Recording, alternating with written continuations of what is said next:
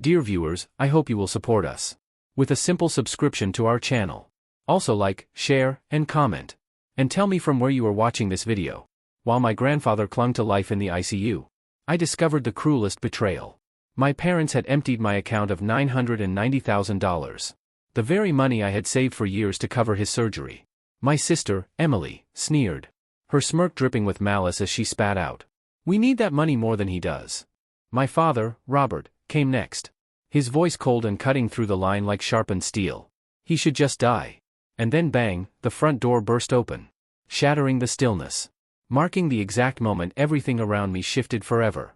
I am about to unfold a story that ripped apart my world. But before I do, I ask you for a small gesture of presence. Leave a simple "hi" in the comments. Or share where you're watching from. Believe me, sometimes even the faintest touch of connection lightens the burden of telling the hardest truths. Thank you. And now I will lay it all bare. If you believe no one deserves to endure betrayal alone, consider subscribing to this channel. Every tale I reveal comes directly from my heart, and your support ensures I'm not simply speaking into emptiness. My name is Nathan Quill, and this is my truth. Rain lashed against the glass of my Ravenna apartment window, streaks sliding like restless fingers that never paused. The room sat in a dim hush, lit only by the amber glow of my weary desk lamp, its light spilling across the battered wooden table. Beside the mountain of unpaid hospital invoices, rested my grandfather's pocket watch, its brass surface worn smooth from decades beneath his thumb, steady in its patient tick-tock, as though it alone held me upright. My fingertips pressed against its cool surface, grounding myself in its pulse, whispering silently that everything would be all right. After all, I had spent 10 relentless years saving. Endless late nights, contracts, side hustles. Nearly $1 million accumulated for this very purpose. At 10:45 p.m., the sharp ring of the phone shattered the silence like glass. Dr. Sarah Brooks' voice surged through the receiver. Brisk and urgent, every word clipped with tension. My grandfather's heart was failing. And without surgery within 48 hours, he wouldn't survive. My hands slick with sweat. I opened my laptop, logged into my Sound Credit Union account, and prepared to send the funds. The number on the screen crushed the air from my lungs. 0. My account completely emptied. Staring in disbelief, I traced through the withdrawal history. Each figure higher than the last. A devastating series of forgeries. Everyone signed with my stolen name. Nearly $1 million gone in just 3 days. My hand shook violently as I snatched the phone again. The first sound was Jessica's laugh. Sharp, mocking, the blade of her voice cutting across the line. "Nathan, open your eyes. We needed that money more than he does." Before I could breathe a word, David cut in. His tone brutal and unyielding. "That old man should just die. He's weighed this family down long enough." Then my mother, Laura's, sugary tones masking poison, oozed through the receiver. "Honey, one day you'll understand. Everything we do is for the family." My chest convulsed so harshly, I thought I might collapse. My grip tightening around the pocket watch, until its edges carved into my palm. Memories of my grandfather's steady voice on the porch came rushing back. The scrape of his knife across wood as he taught me of ships he once built, reminding me always that loyalty was the only rope keeping a man from falling apart. They had betrayed him. They had betrayed me. And they felt no shame. I slammed the laptop shut, ready to shove it away. But a glint in the drawer below caught my attention. An old photograph of my grandfather, young and proud, standing on the unfinished deck of a ship. I turned it over, and on the back, blurred by water stains and time, were words that clawed at me. "There are things you don't know yet." My reflection stared back at me from the mirror above the desk. Pale, hollow-eyed, but burning faintly with something new. A spark unbroken, a glint of resolve. Exhausted, yes, but not defeated. That night, I realized this was not the end. This was the beginning of a road I could never turn back from. Dawn rose behind a heavy fog, so thick the world blurred like a dream. As I drove toward Issaquah, rain-slick roads wound through bowing trees, their leaves yellowing with the season's weight. The Pacific Northwest cloaked in its eerie hush. At last, the Holt family estate emerged from the mist, towering like a monument of polished stone. A shrine to hollow wealth stripped of warmth. Inside, the air reeked of lavender polish and varnished wood. The chandelier gleamed overhead, thick rugs muffling each step, while a game show blared from the mounted flat screen, its forced laughter an insult to the tension gnawing at my chest. I wasted no time. I demanded answers. James' eyes met mine with the same stone-hard disdain from the night before.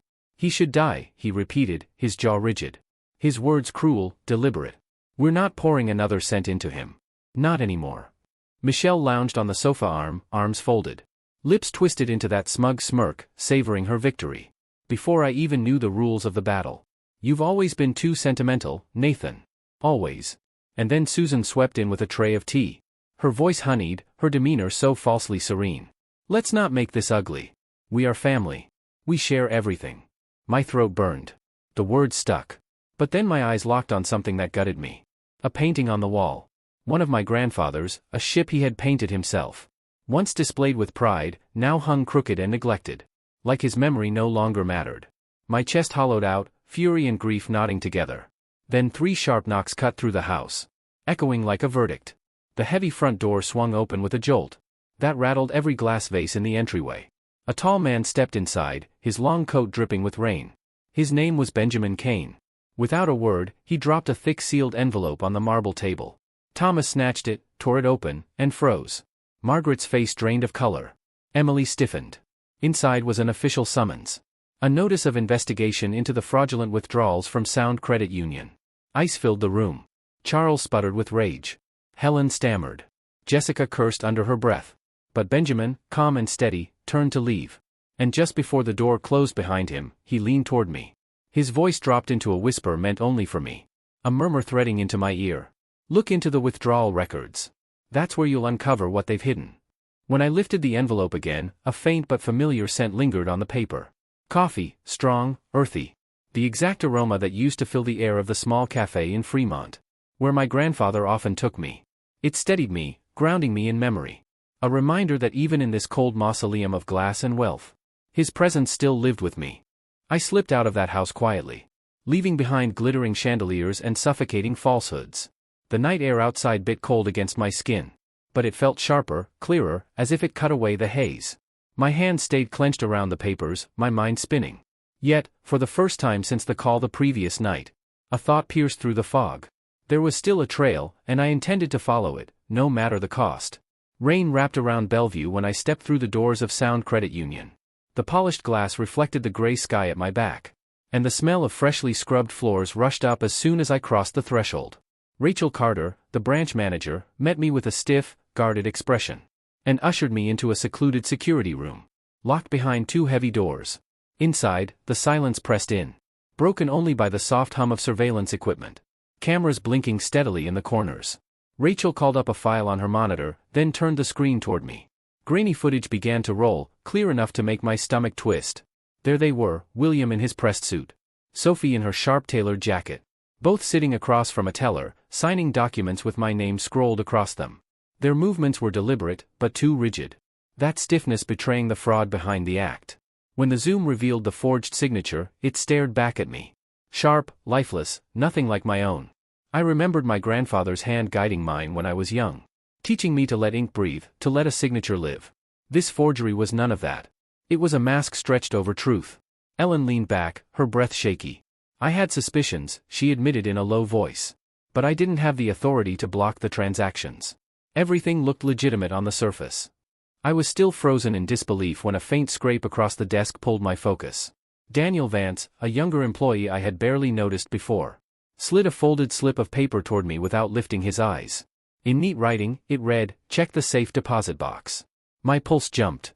An hour later, I was already driving into downtown Seattle toward the main branch. The descent into the basement vault felt like a passage into the earth itself. The hallway stretched long and narrow, the cold glow of overhead lights humming faintly above the endless rows of steel doors. Each numbered box looked the same, but I knew one of them carried something beyond money. When the clerk unlocked my assigned box and left me alone, I hesitated before pulling it open. Inside lay a collection of items that unsettled me instantly. At the top was a sealed envelope, unmistakably written in my grandfather's hand. The words across it declaring, "Open only when the time is right." The ink smudged as though hurriedly scrolled with trembling hands. Beneath it rested a receipt for gold bullion, the exact sum of $990,000. I believed had vanished forever. A brass cufflink sat beside it, etched with the image of a ship, its pair nowhere to be found. At the bottom lay a small slip of paper bearing an address in Renton. Tucked tightly into the corner was another note, its shaky writing spelling out, "Stop now or he dies." The chill of the vault seeped into my bones. I pressed the envelope to my chest, but didn't open it. Not yet. My fingers brushed the pocket watch in my coat, its weight steady in my palm. When I stepped back into the gray daylight of Seattle, my phone vibrated. A message lit across the screen. Loyalty always has a price. Don't make him pay it for you. The words coiled around my chest like a vice. My grandfather's face flickered in my thoughts, frail but unbroken. And I knew then this wasn't about stolen wealth anymore. This was already war, and I had no way back. I returned to Sound Credit Union with a sharper edge in my step. Rebecca received me again, deeper worry carved into her features, and reluctantly handed over additional internal files she had compiled. Michael hovered nearby, uneasy, his gaze darting to the doors, as though expecting someone to storm in at any second. When we were alone, he leaned close, his whisper barely reaching me. Emily came here to the main branch only days ago. She accessed the box. The knowledge struck like a jolt of current, confirming the unease I'd felt when that slip of paper revealed Renton. Emily was moving quicker than I imagined. The bank wall seemed to press in around us, heavy with secrets. I demanded the access logs. Sarah hesitated, but finally surrendered them. The screen showed grainy video once more. Michelle striding into the vault with her familiar confidence, but leaving 15 minutes later with her face tight. Her eyes flicking nervously at the camera as if it might capture too much. A heavy leather bag hung at her side. I didn't wait another moment. With the address clenched in my grip, I steered south through fog, tires hissing against the slick highway, toward the industrial edges of Renton. The storage yard sprawled there. An old complex of corrugated metal units, their paint flaking, air thick with oil and rust. Joseph Burke, the attendant, narrowed his eyes at me. The second I handed him the number, his voice was flat, unyielding. Only the owner can approve entry. My pulse quickened as I pulled the brass cufflink from my pocket, the one with the ship engraved into its face. The man's eyes lingered on it, recognition flickering there. Without another word, he nodded and led me to the unit. The metal door groaned as it lifted. Inside, the air was thick with dust and disuse. Against the far wall sat a locked steel box. Samuel handed me a key that had been left behind. And with a shaky breath, I turned it. The lid creaked open to reveal items that made my throat tighten. A worn ledger filled with my grandfather's handwriting, recording transactions and notes in neat, meticulous lines. A hidden camera disguised in a hollowed-out book with an SD card still inside. And tucked at the bottom, an unsigned agreement on official stationery. Details vague, but the implications heavy. My fingers shook as I slid the SD card into a small reader Samuel provided. The video sprang to life on the screen of his old computer. The image was dark, lit only by the flicker of a bare bulb. But the faces were unmistakable. James, Jessica, and with them a man I had never seen before. Tall, composed, dressed in a charcoal suit. They spoke in low voices, but one line rang out clear enough to lodge in my chest. Sophie leaned forward, her tone sharp, controlled. He won't know until it's far too late. I pushed back from the desk, bile rising in my throat. It wasn't just money. It was something bigger, darker. And my own family had stepped willingly into it. As I walked out of the storage facility, the fog outside had thickened, wrapping the street in a pale shroud. My footsteps echoed against the concrete, each one louder in the silence. Then, from the corner of my eye, I noticed it.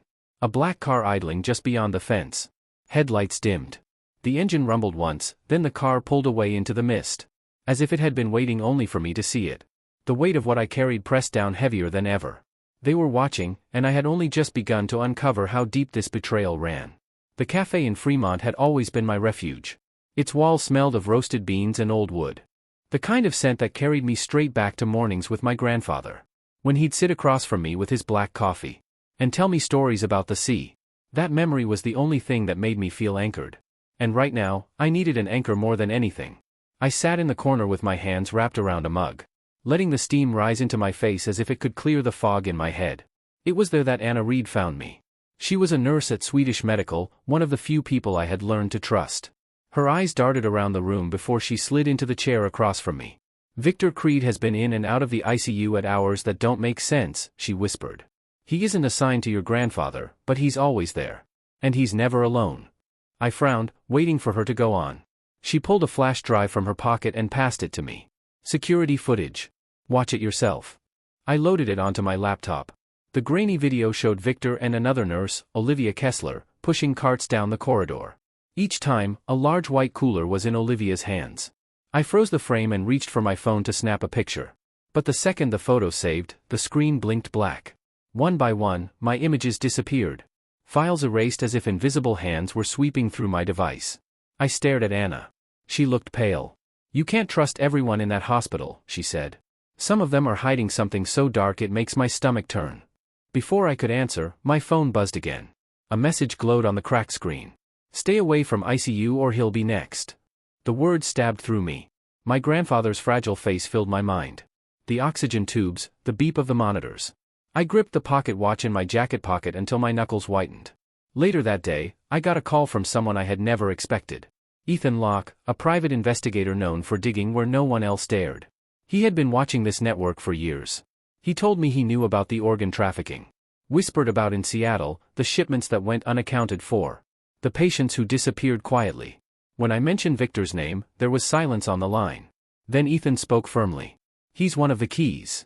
We met in a dim parking lot behind the cafe. He handed me a pen.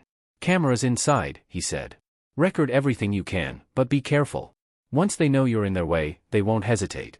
As evening fell, I returned to the hospital. The ICU smelled of antiseptic, cold and sharp. Henry lay unconscious under the glow of the monitors. Emily was there, standing by his bed with a bouquet of lilies. Her smile too bright, her eyes too hollow. On my way out, Lucas Reed, the head of security, blocked the corridor. His stance was wide, his expression unreadable. He leaned in close and said in a low voice, "Stay away from the ICU. That's my advice." I walked past him, but his warning rang in my ears. This was no longer about stolen money. This was about life and death, and the line was razor thin. Thursday night carried with it the kind of silence that prickled against the skin. Ethan and I entered Swedish Medical without drawing attention. Our steps hushed, our nerves wired. The white lights along the corridor hummed, casting shadows that felt longer than they should. The air was cold, sterile. Each beep of the monitors in the distance pressing harder against my chest. The pen camera rested inside my jacket pocket. My pulse thudded with every breath. I kept my grandfather's watch in my hand, grounding myself with its familiar weight. Around 2:30 in the morning, movement stirred at the end of the hall. Grace Kessler and Victor Creed appeared, pushing a gurney through the restricted corridor. Victor's grip tightened on a large white cooler. The same one I had seen in the video. Ethan's hand brushed against mine, a signal. I slipped my hand into my pocket and activated the camera. We followed quietly until suddenly the stillness shattered. The alarm blared, shrill and urgent. Red lights flashing overhead. Grace flinched, panic flashing across her face. And she bolted down the corridor. Victor didn't hesitate. He turned the gurney sharply and charged toward the ICU. I ran after him, my heart hammering. It felt like a slow-motion nightmare. Victor storming into Henry's room, syringe already drawn. A clear liquid trembling inside the barrel. Ethan lunged at him, tackling his arm. The syringe clattered to the floor and rolled beneath the bed. Grace was seized in the hall by Daniel Reed and another guard. The same Daniel who had once warned me away was now leading the charge to restrain her. His face was stern, his loyalty no longer in doubt. I stumbled to Henry's bedside. His eyes fluttered open for the first time in days. His skin was pale, his lips dry. But his hand lifted, trembling, to clutch mine. He struggled for words, each syllable a battle. Believe in yourself. Tears blurred my vision, my throat locked. In that fragile moment, I felt both broken and fortified. Then my phone vibrated in my pocket. I pulled it out with shaking fingers. Another message had arrived, colder than the room itself. Stopping one man doesn't stop the tide. Touch Emily and you'll see what happens. My hands tightened around the phone until my knuckles burned. I looked back at Henry, his weak smile flickering even as machines kept him alive. The truth crashed over me. Victor and Grace were only the front line. Emily was deeper in this than I had wanted to believe. By dawn, Victor and Grace were in custody, escorted out in handcuffs. But I felt no victory, only the weight of a darker truth. The conspiracy stretched further than these walls. And at its center was my sister, blood of my blood. Standing where family should never stand, on the other side. The night after the chaos in the ICU, I found myself in a conference room at Swedish Medical. The sterile light poured down on the long polished table, illuminating every tense face seated around it. The air was thick, as though each breath carried the weight of the secrets we had unearthed. Ethan sat to my left, Rachel across from me. Anna near the end. I held my grandfather's pocket watch in my hand.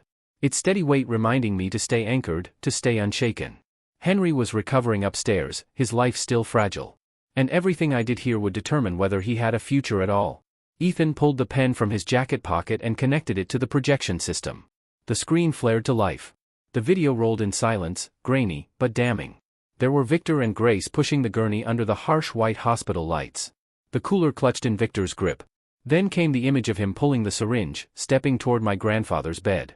A faint murmur spread through the room before it fell back into silence. The only sound was the mechanical whir of the projector. It was William who broke the quiet. He shoved his chair back, his face twisted with anger. "This is staged, fabricated. None of this has anything to do with us." His voice carried like thunder, trying to drown the evidence in volume. Before I could respond, Ellen slid a stack of documents across the table. "These are the withdrawal records from Sound Credit Union," she said. "Each transaction bears a forged signature. Each one ties back to Thomas Holt and Sophie Holt." Sophie's face drained of color, but she forced a brittle smile. "Nathan is making this up. He's desperate to steal what was never his. He's using doctored footage, forged papers, anything to paint us as villains." Her words rattled the air, but her hands betrayed her, trembling as they gripped the arms of her chair. Then the door opened, and Michael Vance entered, clutching a small recorder. "There's something else," he said quietly, almost apologetically. He pressed play. A voice filled the room, tiny through the speakers. Jessica's voice. "He'll never know. Not until it's far too late." The sound seemed to reverberate against the walls. My sister stumbled back in her chair, her eyes darting around the table. Sweat glistened at her temple. No one said a word. Every gaze was fixed on her. The second blow came when Claire Quinn stepped in, carrying a slim leather folder. She laid it on the table and flipped it open, revealing legal documents. "This is Henry Holt's trust," she explained. "Established months ago. $990,000 secured under his name with Nathan Quill as the sole trustee. William, Margaret, Sophie, you hold no authority here. Nathan alone decides his grandfather's care." Her words rang with finality, each syllable slamming against the protests that never found their way past my parents' lips. At that moment, my phone buzzed in my pocket. I glanced at the screen. A new message from the unknown number. "You won today. But Sophie never plays alone." A cold shiver traced down my spine. The walls of the hospital felt less like protection, and more like thin barriers against forces I couldn't yet see. With a steadying breath, I took the papers Claire laid before me, and signed the authorization for Henry's treatment. My hand shook faintly, but I pressed the pen hard into the paper, until the ink bled. Outside, sunlight pierced the blinds for the first time in days. Warm gold spilled across the sterile room, softening its edges. Justice had broken through, but deep inside I knew it wasn't the end. Morning at Swedish Medical felt different than the nights before. The alarms were quiet, the corridors calmer. I sat by Henry's bedside, his frail hand folded inside mine. His skin was cool, his pulse weak. But his grip was steady enough to remind me of the strength that had carried both of us this far. Through the window, sunlight poured in, breaking the haze that had lingered over Seattle for days. The fog was lifting, both outside and in. On the table beside me lay his pocket watch. Its hands ticking, steady, unrelenting. The sound reminded me that time was still moving. And with it the promises I had made. Ethan entered quietly, his expression solemn but tinged with relief. "Victor and Grace have confessed," he told me. "The entire network is unraveling. Police are already widening the investigation. This goes beyond this hospital." Moments later, Claire joined us, placing a firm hand on my shoulder. "The trust is secure, Nathan. Legally, you hold all authority for Henry's care. Your parents and your sister have no claim left." Her words were measured, final. And for the first time in weeks, I felt the weight ease from my chest. But peace was fleeting. James and Susan appeared in the doorway briefly, their faces drawn and pale. Neither said a word. They turned and walked down the hall, their silence louder than any accusation. Michelle followed behind them, her eyes locked on mine. She didn't need to speak. The hatred in her stare was enough to promise that this wasn't over. I watched her disappear and felt the truth settle heavily in my chest. This was only a battle won, not the war itself. Later, as I adjusted Henry's blanket, my hand brushed against something hidden in his coat pocket hanging on the chair. I reached inside and pulled out a small insignia. A brass pin shaped like a ship. I'd never seen it before, though I knew instantly it was his. On the back, etched faintly, was a symbol I didn't recognize. It was as though he had left me one last breadcrumb. Another layer of a legacy not yet revealed. That night, I finally opened the sealed envelope I had found in the safe deposit box. Inside was a single sheet of paper. On it, written in his familiar hand, was one short line. "Believe in yourself, and when the time comes, you'll know what to do." I folded it carefully, placed it in my wallet, and sat in silence.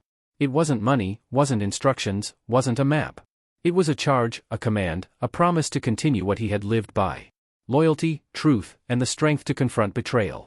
When the morning sun spilled into the room again, I stepped outside the hospital. The air was crisp, the sky clearer than it had been in weeks. I drew in a long breath, filling my lungs until it hurt. The world looked different, bathed in gold. And for a moment, I let myself feel it, renewal. But I knew the story wasn't over. Sophie's shadow still loomed. And behind her were others waiting in the dark. The fog might have lifted, but the storm had only begun to gather. And this time, I would be ready. I found Daniel in a dim Ballard bar that smelled like sawdust and spilled lager. The kind of place where shipwrights once ended their shifts. He wasn't in uniform. Without it, he looked older. The lines at the corners of his eyes cut deeper. His beer was barely touched. He didn't waste my time. I took money from Jessica, he said. Not much, but enough to keep my mouth shut when I should have asked questions. I told myself it was a family dispute. Then I watched Victor head for your grandfather's room. And I remembered my own father. He worked the yards with Henry. Your grandfather bailed him out after an accident when the company wouldn't. I'm done looking away. The truth sat between us, heavy and unadorned. I should have been angrier, but all I felt was a tired ache. Then help me finish it, I said. When I got back to the apartment, I laid everything I had on the table. The forged withdrawals, the SD card, the trust paperwork. The sealed envelope with my grandfather's handwriting that told me to believe in myself. I picked up the small brass ship pin I'd found in his coat. Turning it in the lamplight, I felt the faintest catch along the back. I pressed my thumbnail under the base until it clicked. The back plate popped open, revealing a sliver of stamped metal. No bigger than a postage stamp, etched with a set of coordinates and a stenciled word, Elliot. A wooden chest waited at the back, scarred and sea-stained. The kind of thing you don't see anymore unless it has a story attached. The latch gave with a sigh. Inside were ledgers bound with twine. Henry's neat handwriting marching across page after page. Receipts, names, transfer numbers. A ledger written in a different hand that I recognized from the storage unit. Unsigned, but stamped with the letterhead of a consultancy I'd encountered on the unsigned agreement. Tucked inside the back cover, a flowchart sketched in pencil. Hospital initials, courier routes, shell accounts encircled twice. Creed Medical Supply, a private distributor that had never made it into any public paperwork. The chill that ran through me was more than the night air. This was the network, not rumor, not fear, proof. A soft scuff turned me toward the door. Emily stood in the opening, framed by the streetlight bleeding through plastic sheeting. Her hair pulled back so tight it sharpened her face. She looked at the chest, then at me, and her mouth curved without warmth. You never knew how to stay out of other people's business, she said. You're good at saving scraps. Too bad you were always saving the wrong things. You stole from me, I said, my voice low, steadier than I felt. You tried to let him die. He was going to die anyway, she said. And for a second, her tone shifted, brittle and thin. We were drowning. You wouldn't have noticed it. He conditioned you to bow down before hardship. To mistake endurance for devotion. But I'm finished offering reverence to struggle. She drifted backward into the fog, her outline fading with each step. You don't grasp the depth of this, she said. You imagine it ends with Victor and Grace. Take the trophies if you want. Make your phone calls, test the coordinates, and see what replies. By the time I reached for the door, she had vanished. Her heels already swallowed by the wind that whipped off the bay. My eyes fell to the chest. The paper spread across the floor. The cool weight of the pin pressed into my palm. While in my jacket pocket, the watch ticked steadily. Pulsing like a second heart. I called Ethan, and he arrived carrying a plain backpack. Patience etched into his face. The weary look of a man who had been waiting years for this one door to finally crack open. Together, we photographed everything, secured the originals, and produced duplicate copies of every document. Daniel emerged at the edge of the dock as we prepared to leave. Breath fogging in the cold, one hand unconsciously resting on his hip. As though training had etched the habit deep. You're in this now, he warned. There won't be another signal. No chance to prepare. I know, I answered. And that's why I asked you here. His nod carried both resolve and a flicker of shame in his eyes. As he accepted one of the duplicate sets. Then let's make sure there isn't a next time. Later at home, I withdrew the sealed envelope from the safe deposit box. And slid it from my bag. The single line of text stared back at me. I let the ink settle again into my mind. Believe in yourself. It had never been a map. It was permission. That night, I placed the pocket watch on the nightstand beside me. Its measured ticking, stitching the long hours together until daylight finally came. At dawn, we gathered at Swedish Medical. Ethan laid the ledgers and their copies across a conference table, tracing connections with a dull pencil while Anna stood at the window with arms folded. The morning sun flashing against ambulance doors outside. Claire Quinn arrived carrying a case file. And ready to draft a court order at the slightest signal. This is enough to pull, Ethan said, tapping the circled name of Creed Medical Supply. Once we pull, everything starts to come apart. Claire leaned closer, lips pressed into a firm line. We're seeking immediate freezes on assets tied to the shell companies. And restraining orders for everyone named in these ledgers. We'll file today. She met my gaze, reaffirming in court the trust that secured Henry's future. No one interferes with your choices for his care. I nodded, though the tightness in my chest did not ease. Sophie was there last night, I said. She knows about this place. Then she'll run, Ethan answered. That's fine. Running leaves trails. We delivered packets to the detectives already working Victor and Grace's case. At first, the lead detective, Laura Bennett, barely glanced at our transfer map. But when she finally looked again, her face shifted. We've been waiting for someone to hand us the spine, she admitted. Looks like you've brought it. By late morning, phones rang in every office up and down the hall. Victor and Grace had begun giving names. Words slipping into their statements like drips that quickly swelled into a flood. Other hospitals were flagged, another distributor emerged, then another. And soon the horror that had once seemed trapped in one ward expanded into the outline of a market no one wanted to believe existed under daylight. I returned to Henry's room with the storm of news in my head. Light had shifted across the floor, catching bright on the folds of his blanket. When I held his hand, his squeeze was faint but intentional. I showed him the ship pin and the inscription hidden inside. His smile was small, but knowing. The kind that told me he had trusted all along I would discover it. Not for me, he whispered. For you. I know, I answered. But I'm grateful it saved us both. Claire entered, carrying a blue folder, her calm steady as always. The judge signed the freeze order, she said. The trust stands unshaken. You control his care. They cannot touch a cent. A shadow lengthened across the doorway. William and Susan stood there, pale as specters. They never stepped inside, never spoke. And after a long silence, they turned and drifted away. Their steps fading down the corridor. Jessica followed at a distance, her eyes locking on mine. Fury burned in them, but beneath it flickered something less simple. Fear, maybe, or the dawning understanding that the force she believed she could ride had already thrown her. Then she too disappeared. For a while, the room held only the steady beep of the monitor, and the faint whisper of air moving through vents. Yet, the silence no longer felt hollow. It was the breath taken after breaking the surface. When your lungs burn and the sky is finally back where it belongs. That evening, we sat down again with the detectives. Ethan walked them through the chest, the ledgers, and the signatures. That tied Victor's bribes directly to Jessica's accounts. And further upstream to companies that lived only in mailboxes. Daniel gave his own statement, unflinching and unadorned. He sought no excuses, asked nothing in return. He simply told the truth. And for the first time since I had known him, I believed he would go on telling it. When the last document was signed, I returned to Henry's bedside. And told him everything.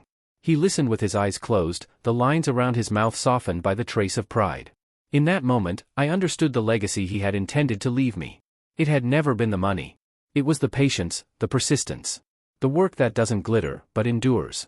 A kind of inheritance that teaches you victory can be built quietly.